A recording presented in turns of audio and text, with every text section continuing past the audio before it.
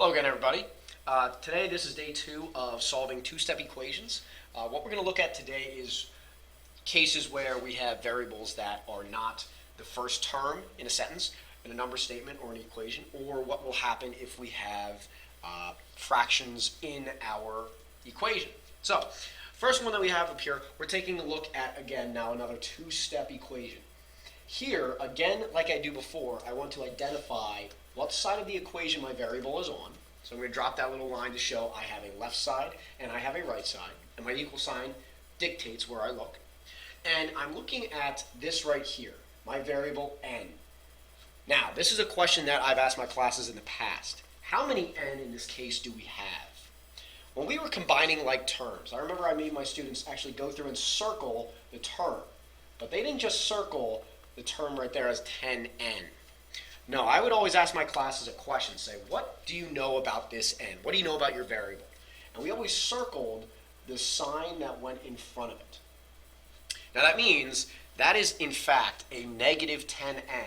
And what a lot of times I'll ask my classes is, what type of n is that? Is that positive or negative? And they'll say, well, that's negative. And I'll ask them, how do you know? The way they know is because they'll say, well, this negative sign right here is in front of it. So that is a negative 10n. That's going to actually help us solve this equation. So in this case, if I want to get my n, my negative 10n alone, I need to move this negative 8. And the only way we can move a positive 8 in this case is to make it 0 again by subtracting 8. And what we do to one side, we do exactly the same on the other side. So if we notice, we are subtracting 8 on both sides of that equation. Negative 8 plus 8, or excuse me, negative 8 minus 8 is 0. So then this whole term, this negative 10n, is going to drop down. And we have to pull that negative sign with it. That is very important because that's going to change our answer. From here, now I just take 48 minus 8, which is 40. And now I have my new equation right here. From here, now it's a one-step equation, and this is why it was very important, because now, in order to get 1n, we need to divide both sides in this case by that coefficient, the number in front of that variable n, which is negative 10.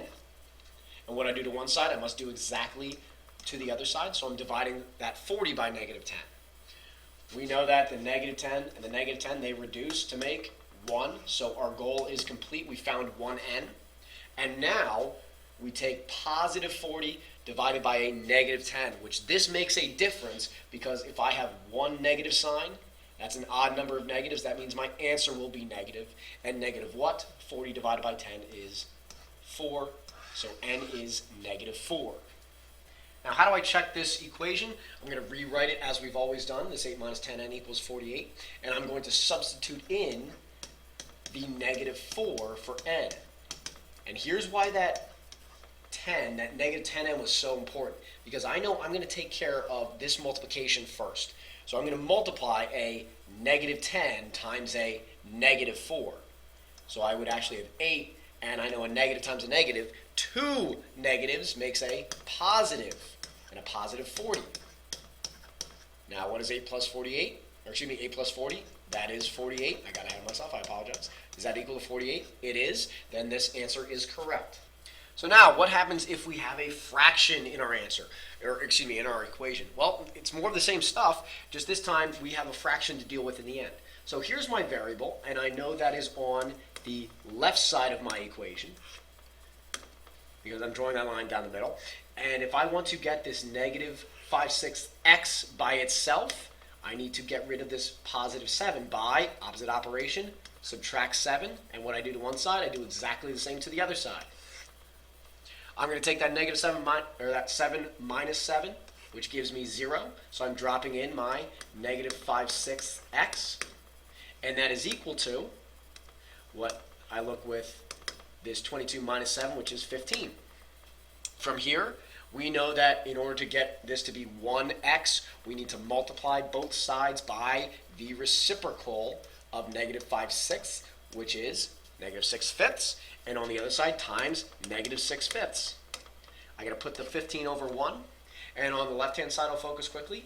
When I take a look at the 6's, they cross reduce and make 1's, The negative 5's cross-reduce and make 1, so I'm left with just that 1x, goal achieved. Now on the right side, first of all, I'll look at, hey, 15, negative 6/5. Am I going to have a negative or positive answer? If I have one negative, odd number, that means I have a negative. And now I look to cross-reduce. Negative 5 and 15, they reduce by 5. So technically I have a negative 1 here and a 3. And then 3 times 6 is 18, and I already know that that's negative. So that is a negative 18. Time to check our work again. So we're going to take this negative 18, x is negative 18. We're going to substitute that in. And I'm going to write that because I'm going to multiply it by negative 5, 6. I'm going to write 18 over 1. And then add 7 to it and say that's equal to 22. Cross-reduce in here, I have a 6. And then, oh, excuse me, this is negative 18, I apologize. 6 and negative 18, cross-reduce by 6, so I have a 1 and a negative 3. And now I take 5 times negative 3, which is 15, plus 7 is equal to 22. Actually evaluate 15 plus 7. 22 is equal to 22. Last one for us to solve right now. So now, again, I'm going to identify where my variable is. And just by drawing this line down the middle of that equal sign, I know it is on the right side. So in this case, I want to balance and get r by itself. How do I do that? I need to find and get rid of this negative 15 by adding 15 to make that a 0. And what I do to one side, I'm doing exactly the same to the other side. Let's actually draw that through. Negative 15 plus 15 is 0. So I can drop down the 4/3 r. And that will be equal to, now in this case, I have different signs, so I'm going to subtract and get 15 minus 11 is 4, and it should be positive 4 because this 15 is higher and positive. Now to get 1r in this case, I need to multiply by the reciprocal of 4/3, which is 3/4. And on the other side, I need to multiply by the reciprocal of 3/4.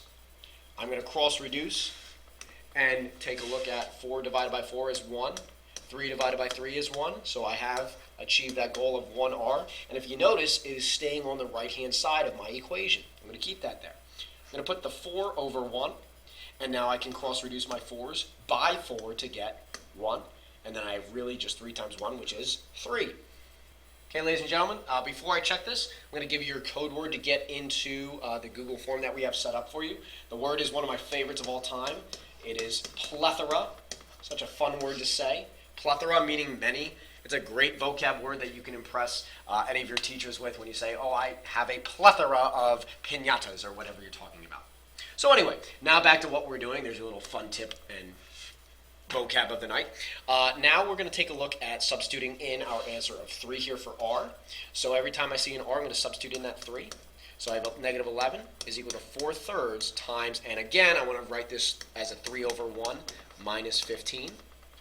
Cross-reduce the 3's, so we're left with negative 11. That is equal to 4 minus 15, and now let's actually evaluate. I have different signs here, so I subtract. 15 minus 4 is 11, and it should be negative because this is a higher number of 15 higher than 4, and that equals negative 11. So I know I am correct.